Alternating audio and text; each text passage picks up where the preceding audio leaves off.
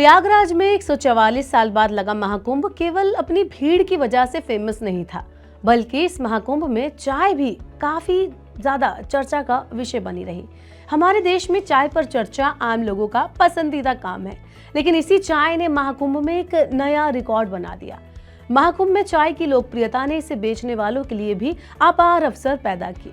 यही कारण है कि चाय के एक ब्रांड ने कुंभ मेले के दौरान एक दिन में 1 लाख से ज्यादा कप चाय बेच डाली। चाय की ये पॉपुलर ब्रांड है चाय पॉइंट, जिसके फाउंडर ने अब इस ब्रांड को शेयर बाजार में लिस्ट करने की योजना भी बना डाली है। कैसे चाय पॉइंट ने बेच डाली एक दिन में 1 लाख कप चाय? क्या था वो जादू जिसने चाय पीने वालों को चाय पॉइंट की तरफ आकर्षित किया, और क्या है इस ब्रांड के आगे के प्लान? चलिए आपको इस वीडियो में बताते हैं। Hello and welcome to money 9। मैं हूं मीनू शर्मा।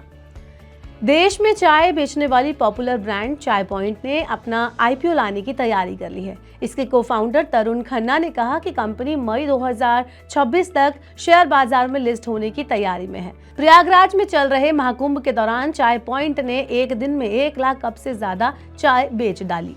आपको बता दें कि कोविड-19 के दौरान कंपनी को काफी नुकसान हुआ, लेकिन अब वो वापसी कर रही है और विकास के रास्ते पर है। इंडिया रन्स ऑन चाय के नारे के साथ चाय पॉइंट सिर्फ एक चाय कंपनी नहीं, बल्कि देश की रोजमर्रा की जिंदगी का हिस्सा बन गई है। चाय पॉइंट को शुरू करने की शुरुआत जो है 2009 में हुई थी, जब इसके को-फाउंडर तरुण खन्ना को अपने एक स्टूडेंट के साथ मुंबई के एक कैफे में गर्म चाय की चुस्की लेते समय इसको खोलने का ख्याल आया था। 2010 में बेंगलुरु के कोरमंगला में इसका पहला आउटलेट खोला गया। आज ये ब्रांड अपने अलग अलग स्टोर्स पर 9 लाख कप से ज्यादा ताजी चाय बेचती है। चाय के साथ ही चाय पॉइंट पर सैंडविच, पकोड़े और अन्य तरह के खाने पीने की चीजें भी बेची जाती हैं।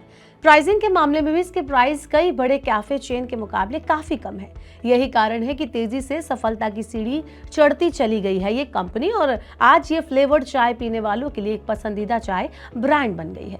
इस ब्रांड की शुरुआत एक स्टोर और 5 कर्मचारियों के साथ की गई थी। आज देश भर में इसके 170 से ज्यादा स्टोर्स हैं और अगले 2 साल में 300 और नए स्टोर्स खोलने की इस कंपनी की योजना है। फिलहाल चाय पॉइंट 1400 कर्मचारियों के साथ काम कर रही है। ऐसे में नए स्टोर्स लाने पर कर्मचारियों की संख्या में भी 95% की बढ़ोतरी के आसार हैं। कंपनी के शेयर बाजार में लिस्ट करने को लेकर भी काम चल रहा है। इसे मई 2026 तक लिस्ट होने का गोल रखा गया है।